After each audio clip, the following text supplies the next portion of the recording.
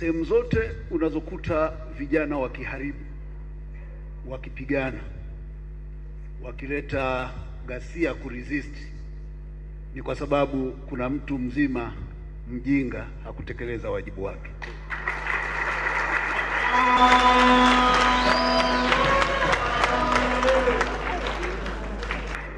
Na hii ni kuanza kwenye ngazi ya familia mpaka ngazi ya taifa. Kuna watu wengi nimekuwa nikiwasikia, hususan watu wazima, wanasema kwa nini tutafute katiba?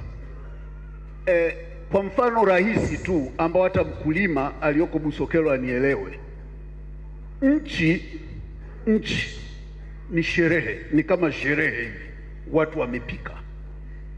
Lakini ili uingie kule ndani kwenye sherehe, lazima uwe na kadi ya mwaliko inayokupa standardi na vigezo vya kuingia mle ndani. Kwa hiyo kwenye hii sherehe ya nchi, kadi inayotoa vigezo ni katiba. Kadi inayotoa vigezo vya watu kuingia na kushiriki kwenye sherehe ni katiba. Katiba ndio inayosema nani mmiliki wa ardhi, ambayo kwetu Tanzania 80% ya watu ajira yao iko kwenye ardhi. Nani leo anamiliki ardhi? Ukienda Serengeti watu wanafukuzwa kwenye maeneo yao ya asili. Ukienda Ngorongoro watu wanafukuzwa kwenye maeneo ya asili. Ukienda Tabora, Kigoma watu wanafukuzwa kwenye maeneo ya asili.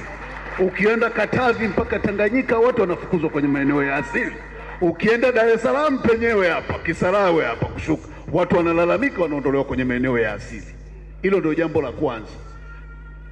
Kama huwezi ukamiliki njia kuu ya uchumi ambayo ni ardhi, utakuwaje na uhakika wa ajira yako? Kwa hiyo katiba yetu haijazungumza kuhusu haki, kwa sababu mimi sikubaliani na kifungu kinachosema rais anamiliki ardhi yetu kwa niaba yetu kama mdhamini. Ardhi ya Mwabukusi iwe ya Mwabukusi.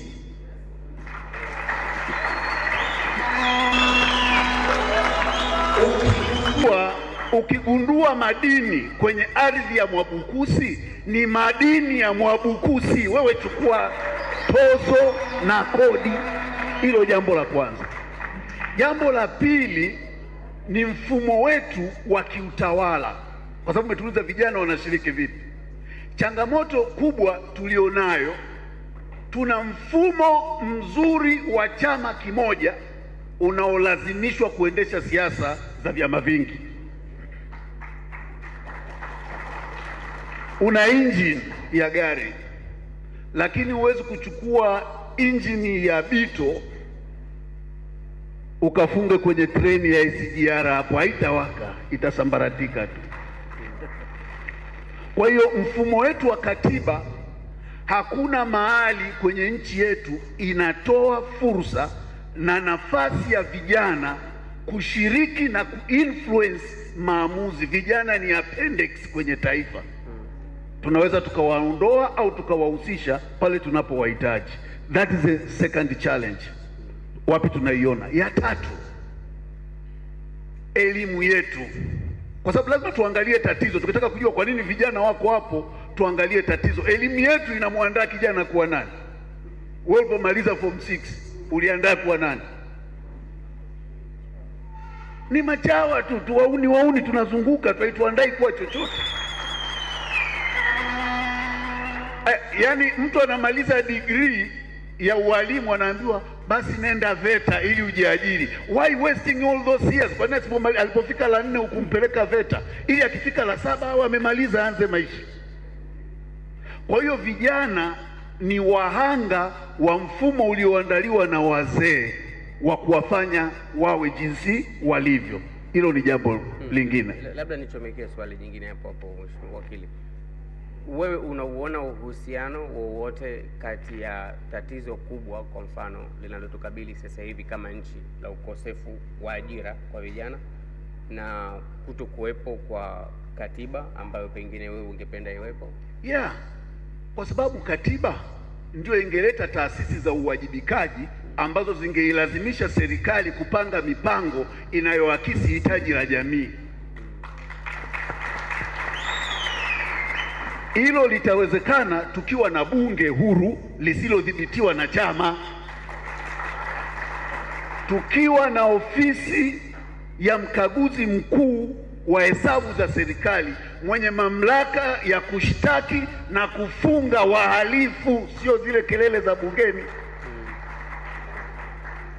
Tukiwa na serikali ambayo inawajibika kwa umma. Kwa mfano, mbunge atekelezi wajibu wake, wananchi kwenye eneo husika wamuite na kumfukuza kazi. Hiyo itasababisha kuwe na uwajibikaji. It will bring a sense of accountability. Nchi yetu kwa sasa hakuna accountability. Ndio maana, kwa mfano, nitakupa mfano mdogo. Watu waliopotea tunaambiwa wamefika 700 na au 600 na kitu, lakini kule ndani tuna OCD kwenye maeneo waliopotea watu, tuna OCD, tuna RPC, tuna RCO. Hakuna mtu aliyenyeshwa kikombe. Vile atiize uhai kwenye taifa lolote kubwa linalojitegemea na kujitambua, kitu cha kwanza kulinda ni uhai wa watu. Kwa hiyo tukiwa na katiba nzuri itatusaidia kuleta maendeleo ya watu. Kwa sasa kuna maendeleo ya vitu, barabara, ndege, treni, hivyo ni vitu na sio maendeleo. Zile ni njia za kuleta maendeleo. Maendeleo ya kweli ni yale yanayokwenda kutoa matokeo kwenye mifuko ya wananchi, kwa wafugaji, kwa wakulima, kwa wafanyakazi na kwa vijana, kuunda ajira ambao ndio jukumu la serikali. Lakini siku hizi kwa bahati mbaya serikali inaenda kupokea gawio faida. Utapataje faida kwenye shirika? Kwa sababu kazi ya serikali sio kuzalisha faida, ni kuzalisha ajira. Kwa hiyo kwa gepu kuna uhusiano mkubwa sana kati ya katiba bora. Wengi mnasema katiba mpya. Katiba mpya haiwezi kukusaidia chochote. Katiba bora ndio inayoweza kukusaidia kututoa hapa tulipo kwenda kwenye hatua nyingine, kwa kuhakikisha inaweka kipaumbele katika usimamizi wa rasilimali za nchi, ardhi, madini, maliasili kama mbuga zetu, bahari alivyozungumza mzee wangu pale, na bandari. Vitu hivyo lazima mkurugenzi wa bandari anaulizwa, umeajiri vijana wangapi mwaka huu? Okay. Asante. Asante sana, asante sana. Tutarudi, tutaendelea kujadili hivi vitu, lakini swali langu kwa nyote sasa